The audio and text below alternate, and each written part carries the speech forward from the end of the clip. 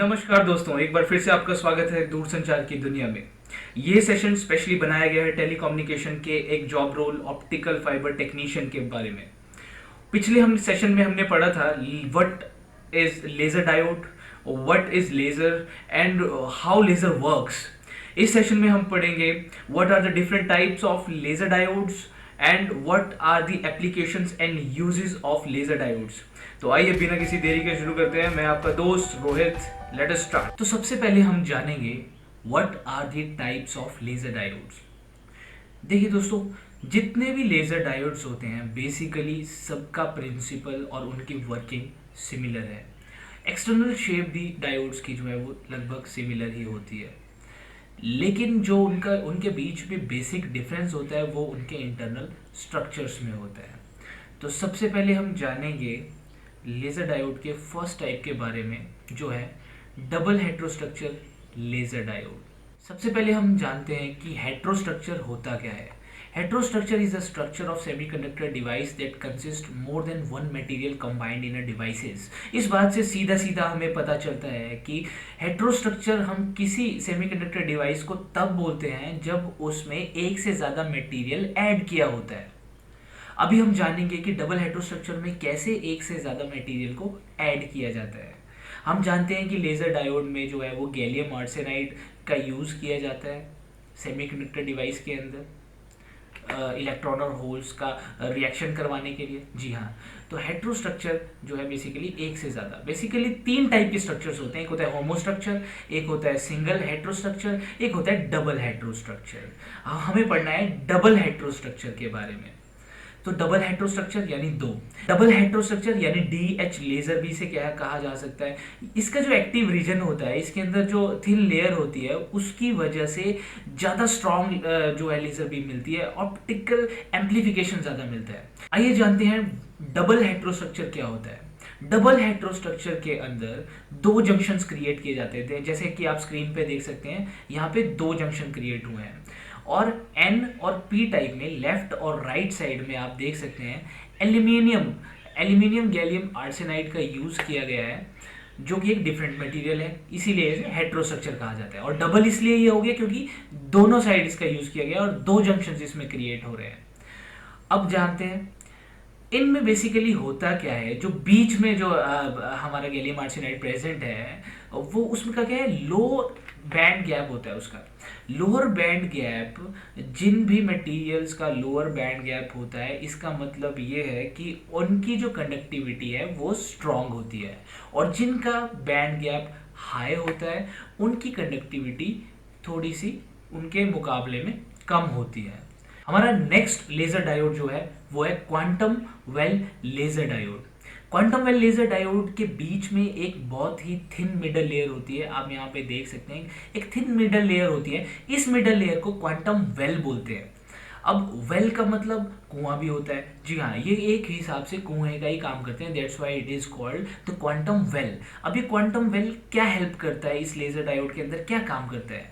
जब भी इलेक्ट्रॉन्स एक हायर एनर्जी लेवल से लोअर एनर्जी लेवल की तरफ ट्रांसफर करते हैं, यानी आपको पिछले वीडियो में पिछले सेशन में ये पढ़ाया गया था पीएन जंक्शन के अंदर कैसे जो है सेमीकंडक्टर डिवाइसेस आपस में रिएक्ट करते हैं जंक्शन पे। तो जैसे ही वो इलेक्ट्रॉन्स जो है वो हायर एनर्जी लेवल से लोअर एनर्जी लेवल की तरफ ट्रांसफर करते हैं, तो जो क्वांटम वेल है वहाँ से उन्हें क्वांटम एनर्जी जो है वो मिलती है, जिसकी वजह से उनके अंदर का रिएक्शन थोड़ा और स्ट्रांग होता है और ज़्यादा एफिशिएंट बीम जो है वो प्रोड्यूस करने में वो हेल्प करता है। नेक्स्ट है हमारा सेपरेट कन्फाइनमेंट हेट्रोस्ट्रक्चर लेजर डायोड। इसके अंदर हमने पिछले लेजर डायोड के अंदर हमने पढ़ा कि उसके अंदर एक थिन मिडल लेयर होती है, उस एक जो थिन मिडल लेयर है उसकी वजह से क्या होता है कि जो लाइट एमिट होती है उसको कन्फाइन करना या उसको रोकना थोड़ा सा मुश्किल होता है, जिस वजह से उस बात को कॉम्पनसेट करने के लिए इसमें हमने सेपरेट कन्फाइनमेंट हेट्रोस्ट्रक्चर लेजर डायोड का इस्तेमाल किया। अब इसमें किया क्या है, पहले हम तीन लेयर्स जो है सेमीकंडक्टर्स की यूज़ कर रहे थे। तीन लेयर्स जो है हम यूज़ कर रहे थे बेसिकली। यहाँ पे उनके अलावा दो और लेयर्स का इस्तेमाल किया जाता है लेफ्ट और राइट साइड में, आप देख सकते हैं यहाँ पे और यहाँ पे। That's why it is called separate confinement heterostructure laser diode. इन लेयर्स का जो रिफ्रैक्टिव इंडेक्स है वो बहुत कम होता है, जिसकी वजह से जो लाइट है, जो एमिटेड लाइट है, उसको कन्फाइन करने में यानी रोकने में, इकट्ठा करने में बहुत ज़्यादा हेल्प मिलती है।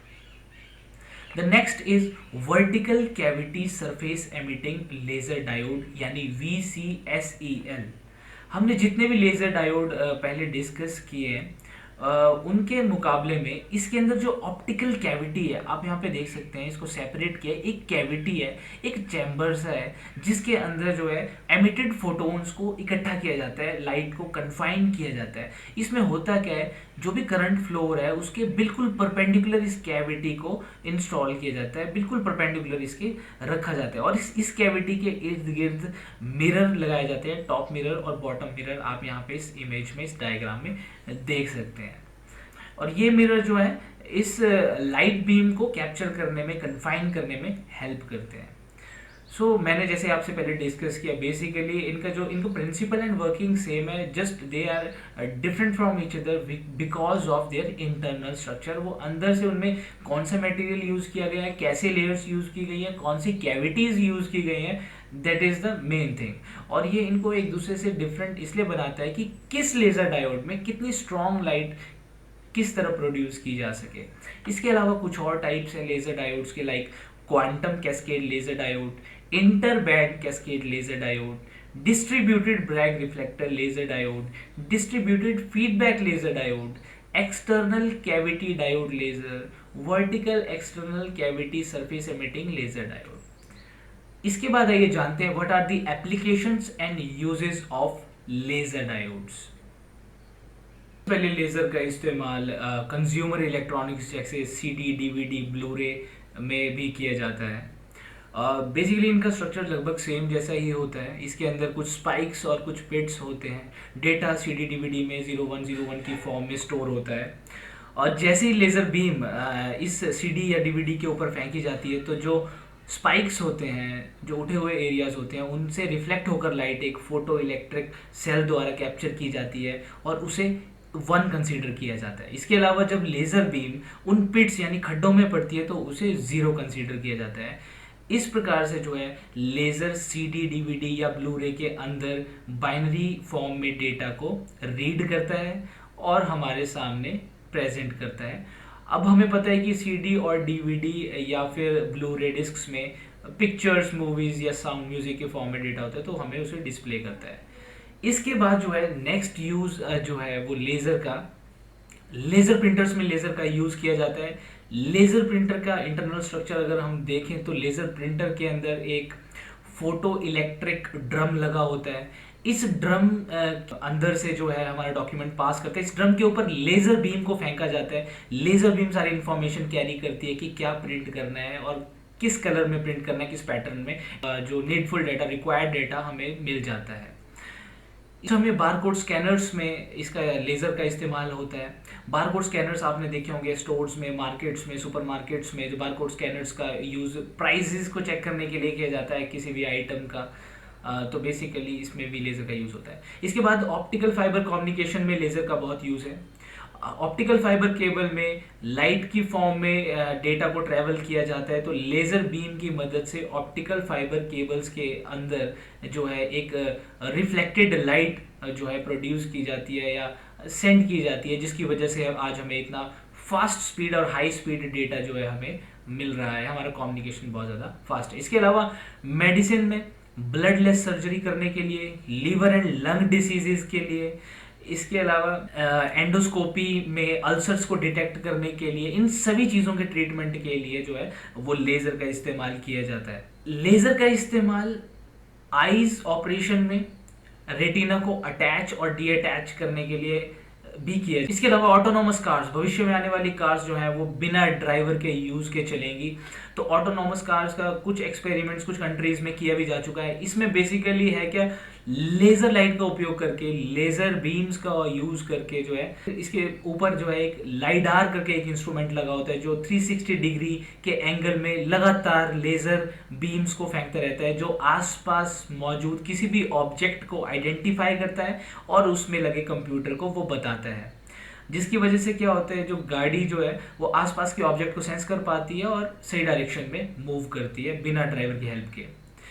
इसके अलावा कॉन्टेक्टलेस चीज़ों की मेजरमेंट के लिए, जिन चीज़ों को हम स्पर्श नहीं कर सकते या बिल्कुल इजीली जिनको नहीं चेक कर सकते, जैसे ह्यूमन हेयर की विड्थ हमें कैलकुलेट करनी है, तो इसके अलावा स्पेक्ट्रोमीटर यानी इलेक्ट्रोमैग्नेटिक वेव्स की वेवलेंथ को मेजर करने के लिए भी जो है इसका उपयोग किया जाता है। इसके अलावा इंडस्ट्री में cutting, drilling and welding of metals and other materials, इस सारी चीज़ के लिए जो है इसका यूज़ किया जाता है। इसके अलावा इंडस्ट्री में ही बारकोड स्कैनर्स के रूप में चीज़ों के फिक्स प्राइस को आइडेंटिफाई करने के लिए, प्री फिक्स प्राइस को आइडेंटिफाई करने के लिए जो है वो इंडस्ट्री में लेज़र का बहुत ज़्यादा उपयोग है।